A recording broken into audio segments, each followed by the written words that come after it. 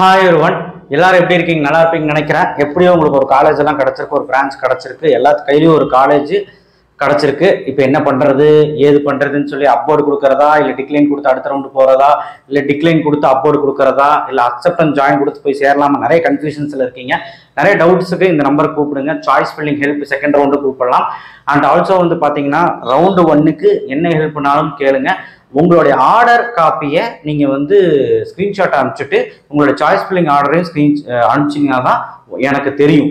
சரிங்களா? நீங்கள் பாட்டுக்கு நீங்கள் டெக்ஸ்ட் மெசேஜ் சொன்னீங்கன்னா எனக்கு புரியாது. உங்கள் சாய்ஸ் ஃபில்லிங் ஆர்டர் அனுப்பிச்சாதான் அப்போர்டோட விஷயம் எனக்கு தெரியும். சரிங்களா? ஆர்டர் அனுப்புங்க.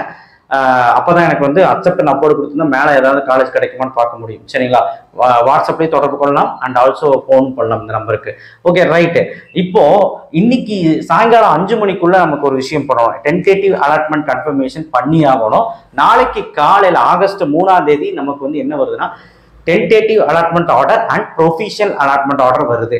யாரெல்லாம் அக்செப்ட் அண்ட் அப்போர்டு கொடுத்தாங்களோ, யாரெல்லாம் அக்செப்ட் அண்ட் ஜாயின் கொடுத்தாங்களோ, ரெண்டு பேத்துக்குமே ரெண்டு விஷயம் வருது. இப்போ நம்ம பார்க்க போறது யாரெல்லாம் அக்செப்ட் அண்ட் அப்போர்டு கொடுத்தாங்களோ அவங்களுக்கு என்ன அலாட்மெண்ட் ஆர்டர் வரும், என்னெல்லாம் கொண்டு போகணும், எங்க போகணும், என்ன பண்ணணுங்கிற விஷயத்த நான் சொல்றேன். ஸோ அக்செப்ட் அண்ட் அப்போர்டு கொடுத்தவங்க எல்லாருமே பாருங்க. ஓகேவா? ஸோ நாளைக்கு காலையில ஒரு அலாட்மெண்ட் ஆர்டர் வரும் அக்செப்ட் அண்ட் அப்போர்டு கொடுத்தவங்களுக்கு. அது பேர் என்னன்னா டென்டேட்டிவ் அலாட்மெண்ட் ஆர்டர். ஆகஸ்ட் 3ஆம் தேதி வரும். ஆகஸ்ட் 3ஆம் தேதி வந்த உடனே ஓடிடக்கூடாது. நமக்கு 5 நாள் டைம் இருக்கு. அந்த 5 நாளுக்குள்ள போய் ரிப்போர்ட் பண்ணா போதும். அந்த 5 நாளுக்குள்ள போய் ரிப்போர்ட் பண்ணலைன்னா அந்த சீட்டு வந்து வேக்கண்ட் ஆயிடும். சரிங்களா? அதாவது அந்த சீட்டு வந்து உங்க கை மீறி போயிடும். அடுத்த ரவுண்ட்லாம் போக மாட்டீங்க, சீட்டு போயிடும். அவ்வளவுதான். இது நல்லா தெரிஞ்சுக்கோங்க.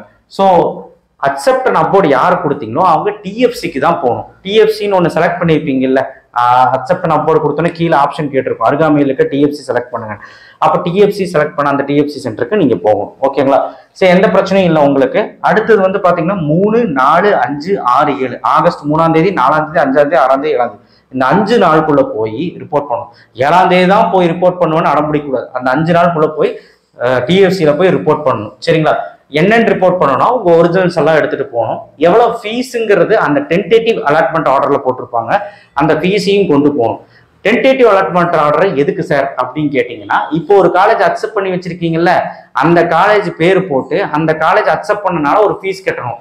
அந்த காலேஜ் தான் உறுதி ஆயிடுச்சுல்ல, அதனால அக்செப்ட் பண்ணியிருக்கனால அந்த காலேஜ் அக்செப்ட் பண்ணிருக்கனால அதுக்கு ஒரு ஃபீஸ். சார் அந்த ஃபீஸ் கட்டுறோம், அது டிஎஃப்சி சென்டருக்கா இல்லை அவ்வளோதானா, அது ரீஃபண்ட் பண்ண மாட்டாங்களான்னு நிறைய டவுட் கேட்டீங்க. அந்த ஃபீஸ் கெட்டுற ஃபீஸ் காலேஜுக்கு டிரான்ஸ்ஃபர் ஆகும். எப்போனா ஆகஸ்ட் 10ஆம் தேதி தான் அப்போர்ட் ரிசல்ட் கிடைக்கும். உங்களுக்கு எந்த கல்லூரி கீழே, அதாவது அக்செப்ட் பண்ணிருக்க கல்லூரியே கிடைச்சிருக்கா, அதுக்கு மேல இருக்க அப்போர்டு கல்லூரி கிடைச்சிருக்கா அப்படின்னு எப்ப தெரியும்? ஆகஸ்ட் 10ஆம் தேதி தான் நமக்கு தெரியும். அது வரைக்கும் வெயிட் பண்ணணும். ஆகஸ்ட் 10 தெரிஞ்ச உடனே காலேஜுக்கு போவோம் ரிப்போர்ட் பண்றது. ஆனா இப்ப நீங்க 25,000 ரூபாய் கட்டுறீங்கன்னு வச்சுக்கோங்க டிஎஃப்சியில, அது காலேஜுக்கு டிரான்ஸ்ஃபர் ஆகும். உங்க ஒரிஜினல் சர்டிபிகேட் எல்லாமே காலேஜுக்கு டிரான்ஸ்ஃபர் ஆகும். அதாவது 10ஆம் தேதி எந்த காலேஜ் கிடைக்குதோ அந்த காலேஜுக்கு டிரான்ஸ்ஃபர் ஆகும். ஓகேவா? இதர் அக்செப்ட் பண்ணியிருக்கதே கிடைக்கலாம், இல்ல அப்போர்ட்ல இருக்கிறதே கிடைக்கலாம். இது ஒரு பிரச்சனை என்னன்னா, அக்செப்ட் அண்ட் அப்போர்ட்ல அக்செப்ட் பண்ண காலேஜ் ஆகஸ்ட் 10ஆம் தேதி வந்துச்சுன்னா அது நீங்க ஏற்றுக்கிட்டு தான் ஆகணும். அதான் ஃபைனல். அதாவது அக்செப்ட் பண்ணியிருக்கீங்க, இப்போ மேல ஏதாவது புது கல்லூரி ஏதாவது கிடைச்சிருந்தீங்களா, திரும்ப கீழே வந்து அக்செப்ட் பண்ணிக்கிறதால எடுக்க முடியாது. நிறைய பேர் அந்த டவுட் கேட்டீங்க. அப்போர்ட்ல ஏதாவது கிடைச்சிருந்தா அதுதான் ஃபைனல், மேல ஏதாவது கிடைச்சிருந்தா அதுதான் ஃபைனல். ஓகேங்களா? அப்போர்ட்ல ஏதாவது கிடைச்சிருந்தா அதுதான் ஃபைனல். ஓகேவா? ஸோ மாற்ற முடியாது, விளையாண்டு இருக்க முடியாது, பார்த்துக்கோங்க.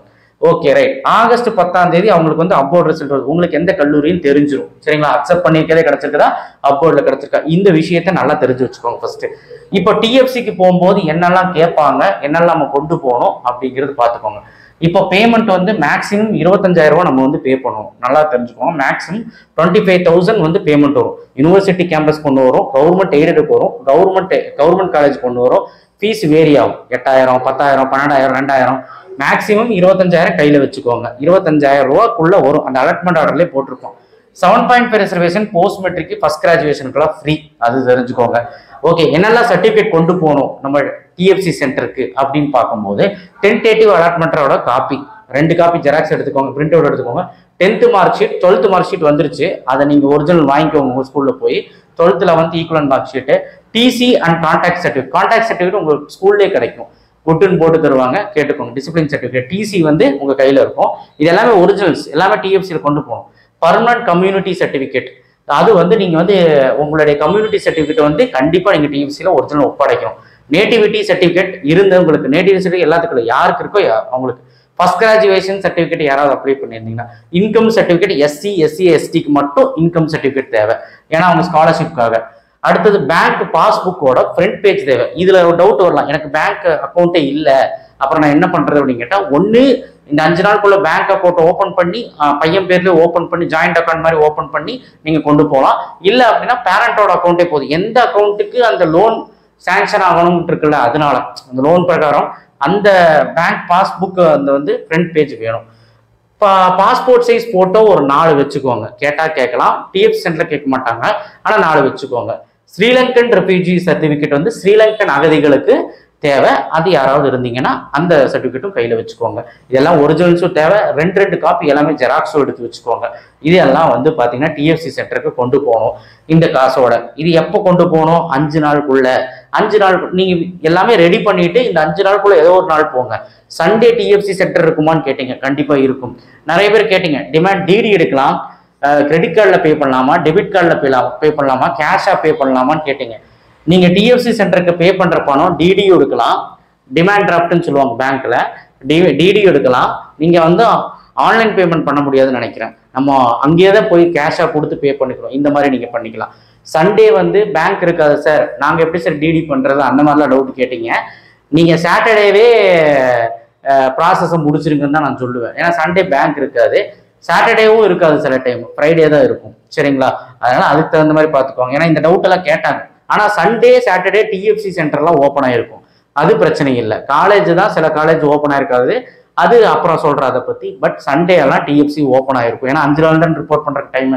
அதனால என்ன தேவையோ சீக்கிரமா நாளையிலிருந்து ரெடி பண்ண ஆரம்பிச்சிருங்க. ஓகேவா? This is the accept and upward கொடுத்தவங்களுக்கான விஷயங்கள். இதுதான் வந்து, இது தெரிஞ்சுக்கோங்க. இது தெரிஞ்சு பக்காவா போய் முடிச்சிருங்க. 10ஆம் தேதி என்ன காலேஜ்னு கிடைச்சோடனே அவங்க என்ன பண்ணணும், அந்த காலேஜுக்கு போய் ரிப்போர்ட் பண்ணணும். அதுக்கும் டைம் தருவாங்க. ப்ரொஃபஷனல் அலாட்மெண்ட் ஆர்டர் வரும் 10ஆம் தேதி, ஃபைனல் அலாட்மெண்ட் ஆர்டர் வரும், அதை எடுத்து காலேஜுக்கு போகணும். அதுக்கும் டைம் தருவாங்க. அங்கே காலேஜுக்கு போகிறப்ப என்னெல்லாம் கொண்டு போகணும் அதிலே போட்டிருப்பான். அதை பற்றி நான் தனியாக ஒரு வீடியோ போடுறேன். ப்ரொஃபஷனல் அலாட்மெண்ட் ஆர்டர் பற்றி கவலையப்படாதுங்க. தேங்க்யூ. ஷேர் பண்ணுங்க, சப்ஸ்கிரைப் பண்ணுங்க, மறக்காம பெல் ஐக்கானை ப்ரெஸ் பண்ணுங்க. இந்த வீடியோவை எல்லாத்துக்கும் ஷேர் பண்ணுங்க. தேங்க்யூ.